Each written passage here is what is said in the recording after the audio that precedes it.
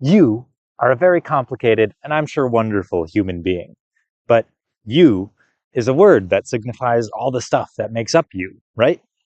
Even if neither of us know exactly what that is. Well, maybe not. If I want to get to know you, I might start by asking some specific questions like, what is your name? What are your hobbies? What are some hopes or dreams or fears that you have? And that might narrow down what you means at least a little bit. But your answers to those questions can change over time, and they still leave a lot of room for me to misunderstand what you actually refers to. What might be better is if I ditch the questions and just hang out with you for a while. And this actually seems like a more natural way to get to know somebody. It seems like when we think about animals or young kids, it's more dependent on time spent together rather than any specific questions that they could ask. A kid isn't going to need to know about your hopes and dreams. They just need to know that you're playing tag and that you're it. And your cat doesn't need to know about what you fear. It just needs to know that it's time to nap. To further complicate who you are, you act differently around different people. Maybe you talk openly about things with your closest friends and don't swear around your family and get quieter in large groups, but sing really loud in the shower. If those social personalities of yours feel different enough from each other, then you might even think that you act like a different person in those different settings. But you're still the same person, right? How about over time, too? Is who you were at 2 years old different from who you are now? Different enough that you should be considered different people? Hopefully not. But then why not? I think the issue is that you don't know what you are. My guess is that in the vast majority of your day to day life, you mostly unconsciously think that it's so obvious to you who you are, so that it's not really worth a second thought.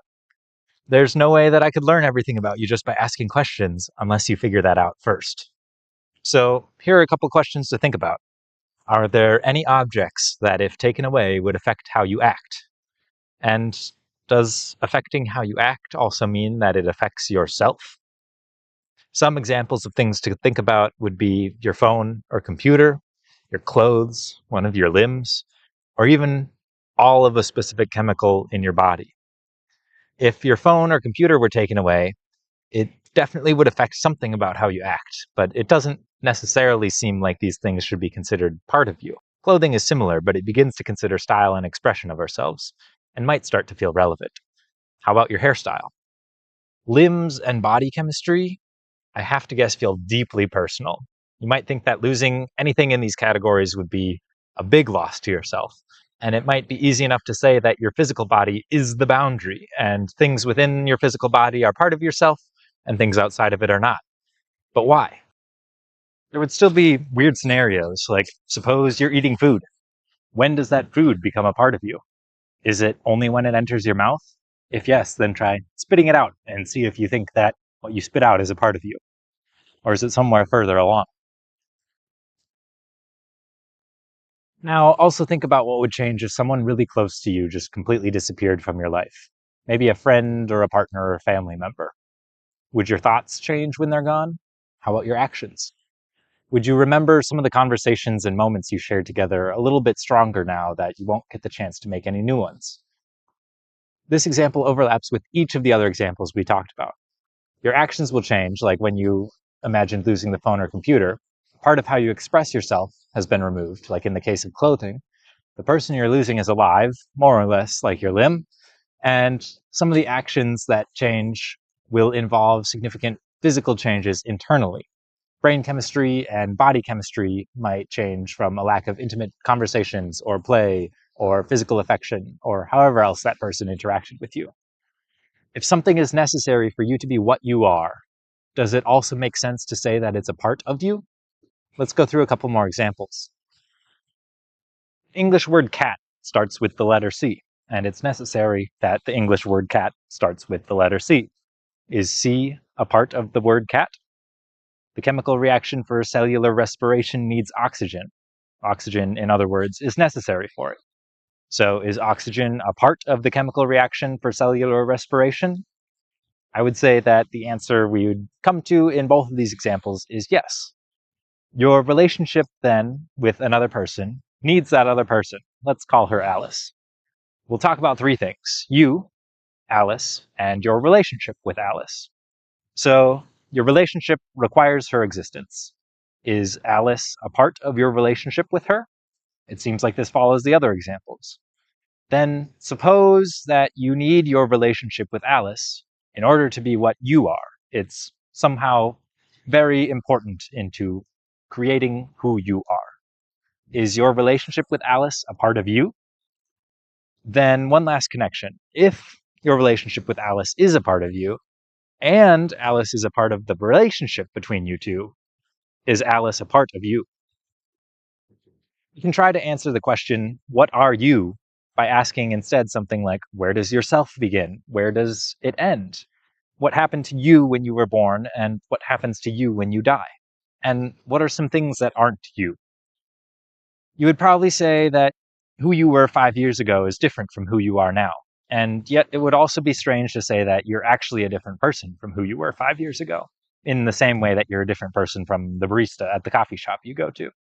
So there's a tension here. You're different, but you're not different. You're just different-ish. And it's hard to say where the line of different enough is supposed to be drawn. But suppose you're something that actually doesn't change at all. What would that mean? What would that entail? You at age 5 have some properties. You like trains and animals and have a pet goldfish and whatever else is true. Let's suppose that those are all true facts. You at the age of 16 also have some properties. Your favorite subject is math. You play the cello. You don't have a pet goldfish. Again, all true. Some of these things are notably different from before. But if you aren't something that changes over time, that's capital Y you, have all of these facts built into every moment of your life. So now you're something that has a set of true facts 5 years from your birth, and another set of true facts 16 years from your birth, and also all the other times of your existence as well. Each specific time that you choose to look at one moment or a time range is like looking at one or a couple of frames from a video. There are true facts associated with it and things that aren't associated with other parts of you, but that small snapshot of you isn't capital Y you. It's just a part of you, like C is the part of cat, or your hand, or your clothes, or your relationship with Alice is a part of you. But why do we choose to talk about years from our birth as our age? I think we're obsessed with our bodies. Bodies are the easiest thing to relate back to ourselves. We feel and sense things with our bodies, we have experiences with our bodies, and we have a certain amount of control over our actions. It also seems pretty straightforward that we can't feel or sense or have experiences without our bodies, or at the very least without our minds. And we can't control the actions of things that aren't us in the same way that we can control ourselves. But then, if you or I were just a nervous system in a jar, hallucinating all our experiences, it seems like we would be different from if we actually were embodied and having all of our experiences, not just hallucinate them, even if we aren't able to feel that difference or tell that difference in any other way. It would also be a bit of a strange requirement that in order to be you, you have to have your nervous system or at least your sensory experiences. We don't do this for other objects. That tree is not itself only because it has a tree nervous system. A rock is not a rock just because it has a rock nervous system. And a book isn't a book just because it has the sensory experiences of a book. If you wake up and find your arm split off from your body, you'd probably be in this gray space. It seems reasonable to call that your arm, and it's part of you, but also now you don't have any sensory experiences of it unless you go and pick it back up with your other arm. So what if it's possible that we don't need sensory experiences in order for something to be us? Even when we act with our body, we have a limited range of actions that we can perform. Most of what we can do is just expand and contract muscles in our body. My hair doesn't actually have nerves in the hair follicles, but I would still consider my hair a part of me, even if I can't feel with it in the same way that I feel how it moves. Maybe this rock is something that is a part of me, even though I can only feel it through the nerves that exist in my body. Like my hair, this rock is something that doesn't have any way for me to internally sense it, but I can still choose to perceive it and interact with it in other ways. Maybe this tree is something that is a part of me, even though I can't control how it moves and acts. Actually, in some ways, I do have a similar amount of control over the actions of this tree as I do over myself. Maybe the same is true for you. If what you are is broader than you initially thought, then maybe everything else is too. Maybe the interactions that you have in life now will have an impact on other people and other things, which will have impacts on other people and things, and so on and so forth, so that what you are never really leaves this universe. Keep thinking about what you think about. See you next time.